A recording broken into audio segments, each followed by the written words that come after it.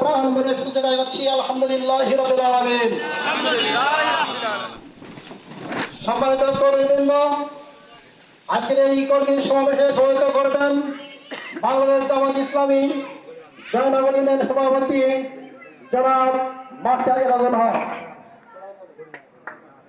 সম্মানিত কর্মীবৃন্দ, আজকের এই কর্মী সমাবেশের সাবেক ভাইস চেয়ারম্যান মাওলানা আহমদুল্লাহ, আরো উপস্থিত আছেন বাংলাদেশ জামাত ইসলামী রাজশাহী উপজেলার সম্মানিত সহকারী সেক্রেটারি অ্যাডভোকেট জনাব নুরুজ্জামান লিটন, আরো উপস্থিত আছেন বৈদ্যপুর উপজেলা জামাত ইসলামীর সম্মানিত আমির জনাব মাস্টার ফাইজুল ইসলাম।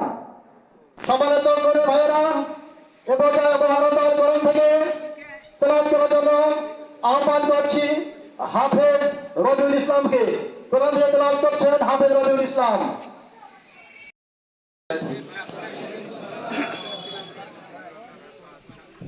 أعوذ بالله من الشيطان الرجيم. بسم الله الرحمن الرحيم. والعصر إن الإنسان لفي خسر إلا الذين آمنوا وعملوا الصالحات وتواصوا بالحق সূরা আয়াতে ইরশাদ হচ্ছে, আল্লাহ রাব্বুল আলামিন বলছেন, মহাকালের শপথ, নিশ্চয় সমস্ত মানুষ ক্ষতিগ্রস্তের মধ্যে রয়েছে, শুধু তারা ব্যতীত যারা আল্লাহর উপরে ঈমান এনেছে, সৎ কাজের উপদেশ দেয়, সৎ কর্ম করে এবং সৎ কর্ম করার কারণে যখন বিপদ আসে, মুসিবত আসে, তখন পরস্পরকে ধৈর্য ধারণ করার উপদেশ দেয়। সাদাকাল্লাহুল আযীম। আসসালামু আলাইকুম ওয়া রাহমাতুল্লাহি ওয়া বারাকাতুহু। সাম্য শান্তি এক আল্লাহ জিন্দাবাদ। ওহারা প্রচার করব হিংসা বিদ্বেষের জিন্দাবাদ। আমরা বলিব সাম্য শান্তি এক আল্লাহ জিন্দাবাদ। নারায়ে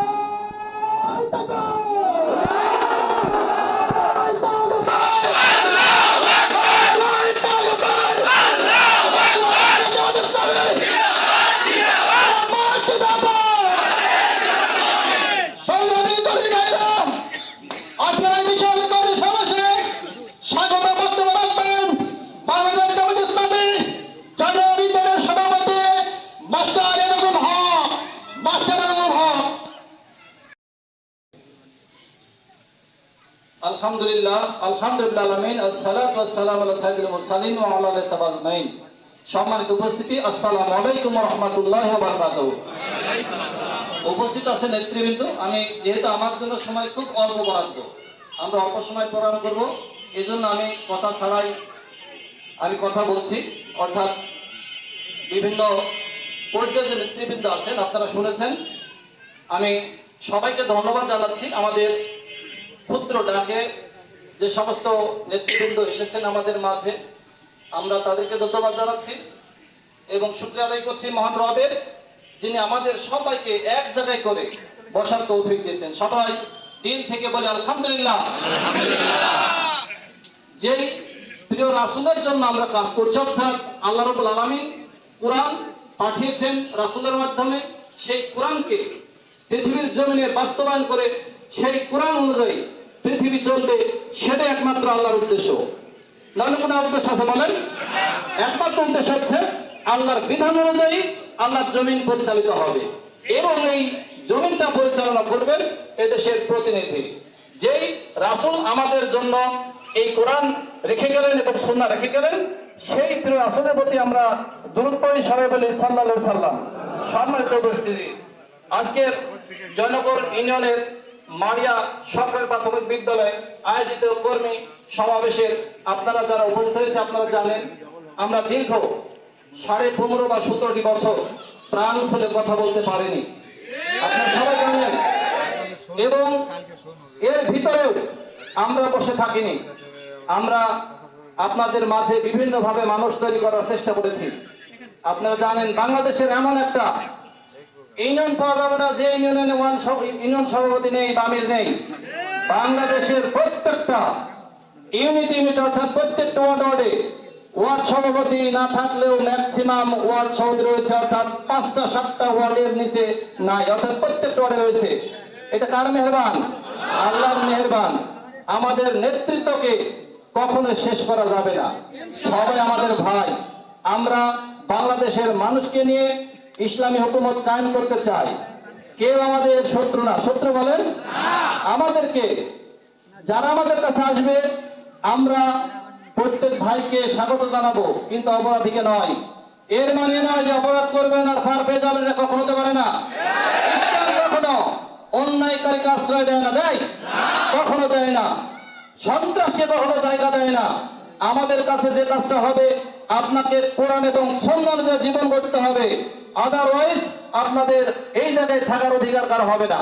হবে? আপনারা বলেন অসম্ভব হবে না, এটা হবে না। আমরা চাই আমাদের যে সমস্ত কর্মী তৈরি হন তাদেরকে নিয়ম কানুন মেনে চলতে হয়।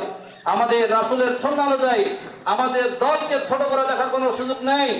আল্লাহ যেভাবে রাসূলকে পাঠিয়েছেন তার দ্বীনি হককে প্রতিষ্ঠিত করার জন্য, আল্লাহ বলে দিলেন ওয়াল্লাযী আরসালা রাসূলাহু হুদা দিনিল হক ওয়াল্লাযী আরসালাল হককে ওয়া দিনিল হক, দ্বীনের হকটা পাঠিয়েছেন অর্থাৎ দ্বীনকে প্রতিষ্ঠিত করার জন্য। কিন্তু সেই দ্বীনকে প্রতিষ্ঠিত না করে যদি আমরা অন্য কিছু করি তাহলে কি হবে? আল্লাহ কি বলছেন? আল্লাযীনা আমানু ইয়াকুতুলুনা ফি সাবিলিল্লাহ ওয়াল্লাযীনা কাফারু ইয়াকুতুলুনা ফি সাবিলিত তাগুত। তার মানে কি? দল কয়টা? পৃথিবীতে দল দুইটা। একটা আল্লাহর পথে লড়বে, আরেকটা লড়বে কার পথে? শয়তানের পথে। আমরা কি শয়তানের পথে যেতে চাই? মাঝ পথে যারা থাকবে তারা কি হবে? যদি হয় কাফের সাথে কাফের, আর তাহলে মুনাফিক। এই তিনটার বাইরে কোনো দল পৃথিবীতে নাই। এক হচ্ছে মুসলিম, 2 হচ্ছে কাফের, 3 হচ্ছে মুনাফিক। আমরা তাদেরকে এই বলে আহ্বান করতে চাই যে আপনারা যারা আমাদের সঙ্গে আসবেন, হযরত ওমর রাদিয়াল্লাহু আনহু আসতে হবে। তার মানে হযরত ওমর কি বলেছিলেন? আসার পরে উনি তার জীবন দিয়ে দেখিয়ে দিয়েছেন যে ইসলামে এভাবে প্রচার করতে হয়। কিন্তু উনি খারাপ ছিলেন না ভালো ছিলেন? খারাপ ছিলেন। পক্ষান্তরে রাসূল সাল্লাল্লাহু আলাইহি ওয়াসাল্লাম যখন মদিনায় গেলেন তখন আব্দুল্লাহ বিন উবাই বিন ছিল, মানে নাই ইসলাম গ্রহণ করেছিল তো? ইসলাম গ্রহণ করেছিল। তার পরবর্তী কি হয়েছে? আল্লাহ রাসূল তো নামাজ পড়েছেন, জুব্বা পড়েছেন, এমনকি আপনারা সবাই জানেন রাসূলের জুব্বা দিয়ে তাকে দাফন করা হয়েছিল। কিন্তু সে কি হয়েছে? পৃথিবীর শ্রেষ্ঠ মুনাফিক হয়ে গেছে। মুনাফিকের অবস্থান কোথায়? একদম জাহান্নামের তলদেশে অবস্থান তার। আমরা কি মুনাফিক হয়ে বাঁচতে চাই? আমরা চাই না। আমরা এলাকার যে সমস্ত ভাই বোন আছেন সবাইকে উদাত্ত আহ্বান জানাবো, আপনারা বিভিন্ন দলের সাথে সম্পৃক্ত না থেকে আসুন। আমাদের বাংলাদেশ জামাত ইসলামী সারা বাংলাদেশে আমাদের যে ইনসাফ প্রতিষ্ঠার কাজ করে যাচ্ছে, আপনারা আমাদের সঙ্গে আসুন, কাজ করুন, বুঝুন, দেখুন। আমরা কখনো অন্যায়কে প্রশ্রয় দিই না, ইনশাআল্লাহ দেব না। আমাদের সাথে অন্যায় করে কেউ পার পেয়ে যাবে না। আপনাদের সবাইকে আমি ধন্যবাদ জানাচ্ছি, আমি স্বাগত জানাচ্ছি সবাইকে। আপনারা আমাদের ডাকে ক্ষুদ্রটাকে সাড়া দিয়েছেন, এই জন্য আপনাদের সুস্বাস্থ্য কামনা করে এবং আমাদের এই দিনটা আমাদের বাংলার জমিনে কোরআনের আলো প্রতিষ্ঠিত হবে এবং কোরআন অনুযায়ী বাংলাদেশ চলবে, এই প্রত্যাশায় আপনাদের সবার সুস্বাস্থ্য কামনা করে আমি আমার সংক্ষিপ্ত কথা শেষ করছি। আসসালামু আলাইকুম ওয়া রাহমাতুল্লাহি ওয়া বারাকাতুহু। সংগ্রামী কবি ভাইরা,